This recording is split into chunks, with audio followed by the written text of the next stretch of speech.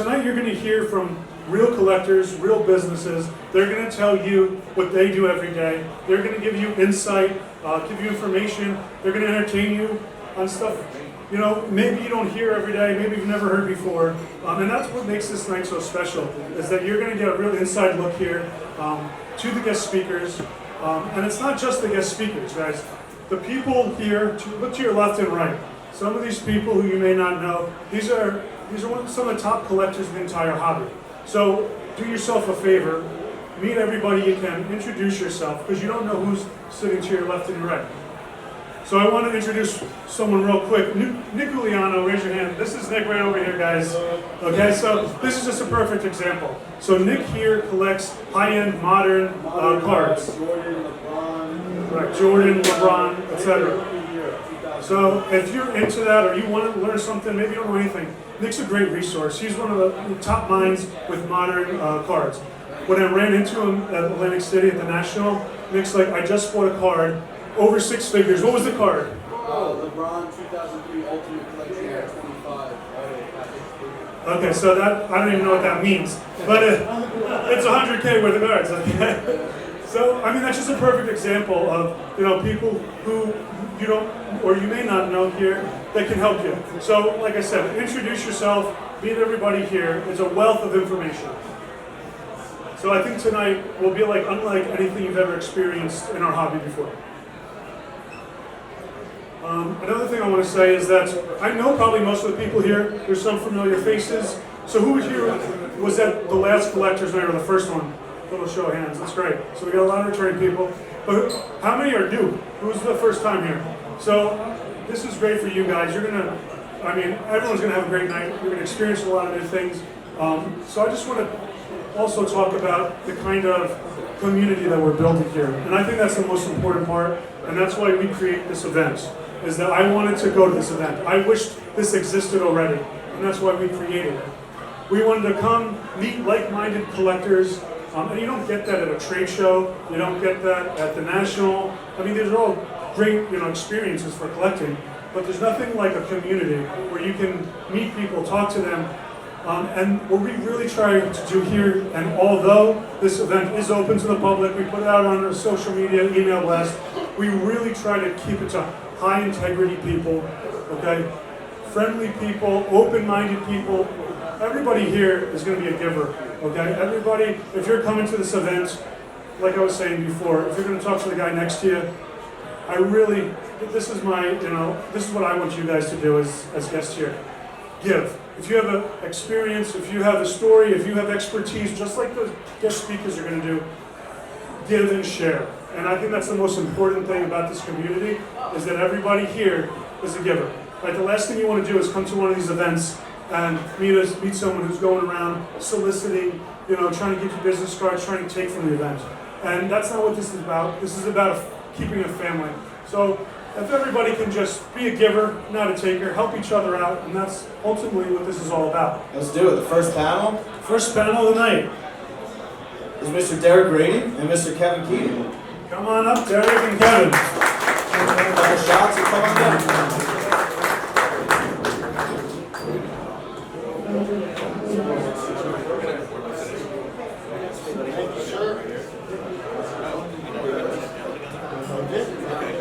How'd you get into the hobby, and what's your earliest memories of becoming a collector?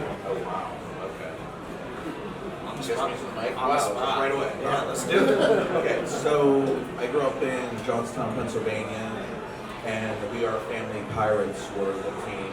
You guys remember them with Willie Stargell. Clemente's a god, obviously, back there. And I remember selling lemonade to buy 1980 Topps baseball cards. So 1980 baseball was kind of my first. 79 football was my first box of cards. 1980 baseball was what I started chasing because that had the 1979 Pirate team in it. So I would sell lemonade, run down to Clark's Corner Store, buy more packs of lemonade to go make it, which I probably wasn't even that good, but it got me boxes and boxes and cards and cards. And I did still put them in my spokes, so I'm guessing I'm one of the last decades, maybe the 80s, right? You still put them in your spokes? Yeah, I don't know. But Joe Burkle, I was just talking to Mark Salisbury about him. He didn't turn out to be the greatest guy in the world, but he gave me my opportunity at SGC and then from there went to an auction company, and back to SGC, then landed at Heritage. So I don't want to go on forever, but that's Right, yeah, we'll get more into Yeah. what you're doing now.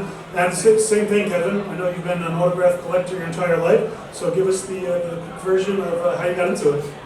1969, we were living in Evanston, Illinois. That's when I discovered baseball. Fell in love with the Cubs. They were going to win the pennant that year. The Mets came out of nowhere. I was heartbroken. I was collecting 69 tops. Never knew what an autograph was. And the following year, my dad discovered that he was working in the Loop, Chicago Loop, across the street from the Executive House Hotel, where all the teams stayed when they came into town to play the Cubs and the Sox. So by the end of 1970, my dad had taken me to the hotel 3 times, and I met the Twins, the Padres, and the Pirates. That was the first time I met Roberto Clemente. I ended up meeting him twice. Shook his hand both times. He signed for me both times. Anyway, by the time I got out of high school, I had over 10,000 baseball autographs. I had been nearly suspended from school because I was ditching school one day to get autographs at the hotel. And across the street from the hotel, Bob Green, who was a writer for the Chicago Sun-Times, kept looking out his window, and he saw me standing there the whole time for like hours. And finally he came outside, and he came up to me and he said, "Hey kid, it's a school day and my office is right there, and I've been looking out for hours, and you've just been standing there. What the hell are you doing?" And I told him I was ditching school to get autographs from the New York Mets who were in town that day. And he pulled out a pad of paper and he said, "You mind if I write my column on you in the paper tomorrow?" And I'm like, "Sure, go ahead." Well, anyway, that didn't work out too well for me because everybody read the Chicago Sun-Times. And anyway, I did discover early on how to write the players for the Baseball Hall of Fame, and back in 1970-71, everybody answered their mail. And you could send 5, 10 things. I mean, I got Grady one time. I sent 15 things to Stan Kovaleski because I figured he's a second-tier Hall of Famer. He's got nothing better to do than answer his mail. So I got all 15 things back, but I got a note from his wife asking me, "Please, next time only send 3 things, or send 3 things." Anyway, I've been collecting my whole life, and really, it's an honor to be here. And I want to thank the Brigandis for putting on this event because I think it's really great for the hobby. So thanks a lot, guys. Thank you. Thanks, we appreciate that, Kevin. A lot of experience in the hobby for both of you. Early on, kids, now you've been doing it professionally. And we have third-party grading and services, PSA, autograph authentication, SGC, PSA, card certification and grading.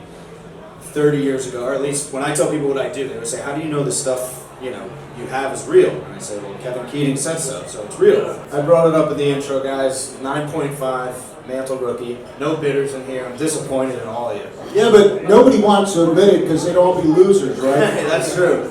But anyway, so Derek, you basically handled that, start to finish. So I'm just you have a microphone. I'm gonna let you go and tell everybody, just the origin of the card. You mentioned it was a Rosen 5. Yeah, there's a time limit here. You mentioned it's a Rosen 5. So you can explain that to audience members that don't know who Rosen is or what that is. Real quick. 30 seconds, right? So Al Rosen, the famous, he's a bombastic, I guess, personality, right? You got to put him on the Mount Rushmore, unfortunately, but he had some historic finds, and one of them, his most famous find, I would make the argument, would be the 52 Topps high number 5, and I don't want to get too much into the details of that, but it was amazing. And there's SCD ads. I wish I could go back and get some SCDs where he was selling the mantles for junk. What was he selling the mantles for? Did you buy any? I bought a bunch, yeah. Okay. My most expensive one was $3,200 or $3,100. Okay. But I bought. They first came out at $1,800. I later had a find myself of unopened packs in Canada, and in 1991 I sold 2 gems. Really nice. And of course they get better as you think about it, right? As the story goes. And they were centered. They were no worse than 60-40 basically.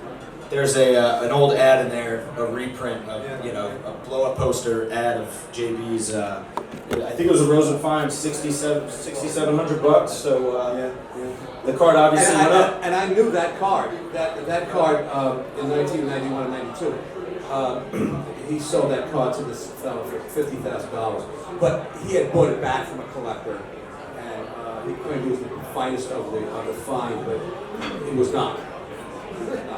Let's get Derek. Yeah. But So it had the letter, so that's great. yeah. So let's go back to I Derek. told you this could go on forever. Yeah. This is, I mean, it's truly a significant, that's the most significant find in the hobby, honestly. So there's lots of T206, the Southern find, and the Bowman Wax find, Yeah. and there's been finds in Kansas City, the Kansas City. Yeah, and John's seen it all because he's been alive forever, so I mean, It's not easy looking like this. no, but honestly, so in 1991, my client bought the card from Rosen, who told him it was the best one in the hobby, and he had his son go over and ask for the price, just to kind of play with Rosen. They did agree on 50,000. He gave him 10,000 there. Came to his office, gave him the other 40. He kept the card. I don't understand how he kept the card in a loose screw down with two twin boys in his memorabilia room. So when I showed up, I did. Now keep in mind, I'm in competition, so I don't know who my competitor is. I did, as a grader, I know the first thing he's going to do is, what do you think the card's going to grade? Okay, so I'm going to kill it. There's no way I'm giving him an opinion. So I deliberately looked at the card through a case in the screw down, and then walked away from it and looked at all his other memorabilia stuff in the room. I would not give him an answer because I could potentially, because the other auction companies would say, oh, it's going to grade a 10. It's going to be, you know what I mean? That's what they do. That's how you beat it. You just lie about the grade. Everything's min, everything's a 10. Okay, so I can't answer that question the right way. So I didn't want to take it out. So I looked at it through the case. I said, it's beautiful, but at the end of the day, PSA or SGC have to grade it. My opinion only matters so much. So we go back for a second round.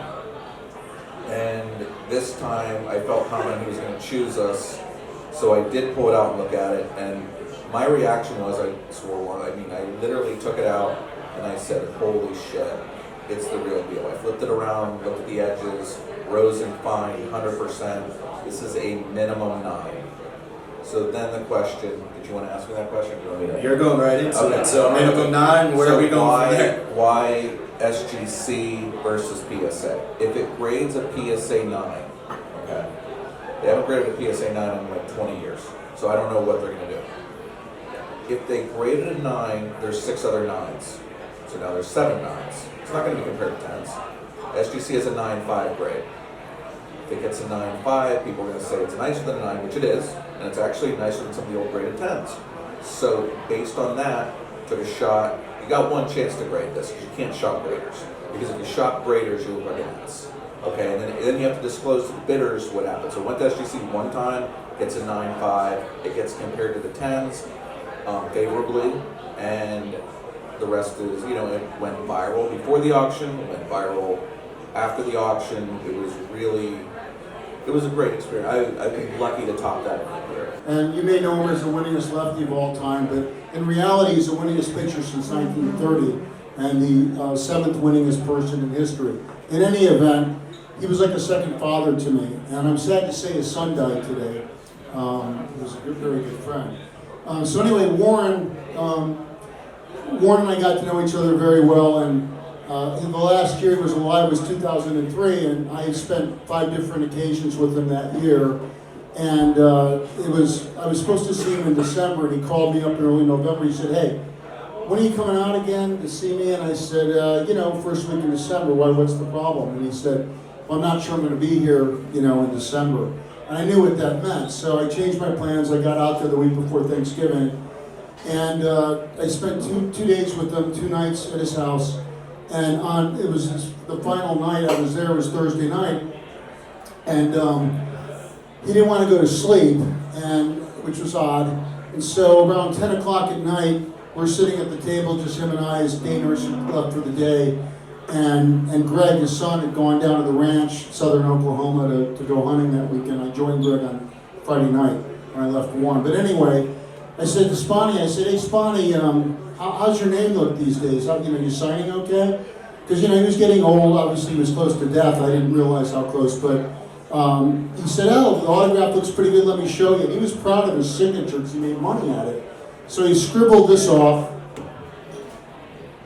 and handed it to me. It was actually a sticky note, And he said, what do you think? I said, that looks pretty good.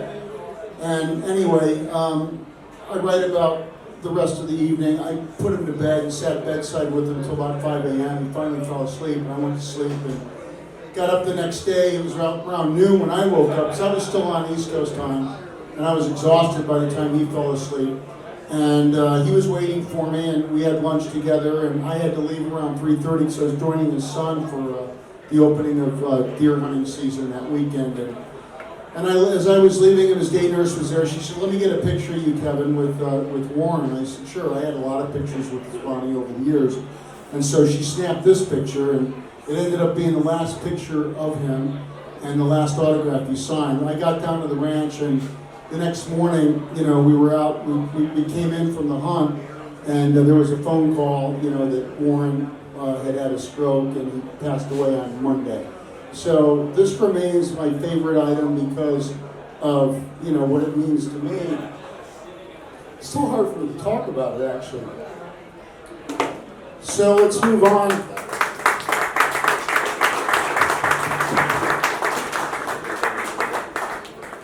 So I'm a kid, I'm 12 years old, and I'm reading about baseball, and I read about this guy, George Sisler, the last living member of the 1939 induction. If you see that photo, Sisler's in there, Eddie Collins, Tris Speaker, Ruth.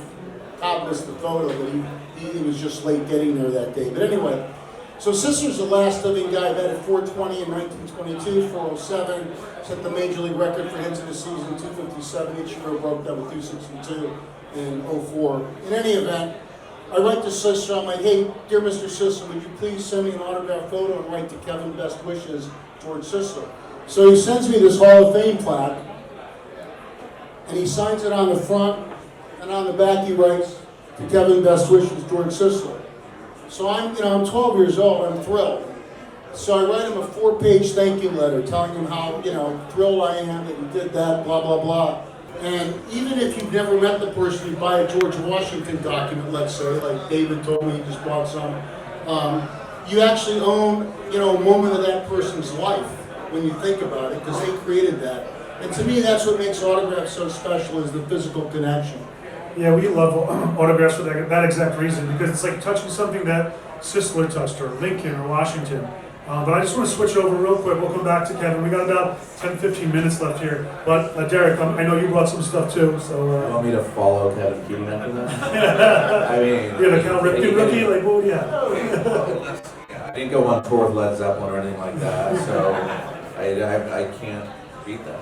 Thanks, John, for putting me on the panel with Kevin Keating. So just talk about rarity real quick, because Babe Ruth, right? Obviously, it's a very valuable autograph, but he did sign a ton, and cards, very valuable, but there are a ton out there. But how many are actually signed cards, Derek? Like comparing a signed card to just a regular, a Ruth signed How many card. are there? I'd have to ask Kevin. That's No, a great honestly, question, because yeah. that's no. Kevin would know how many more signed.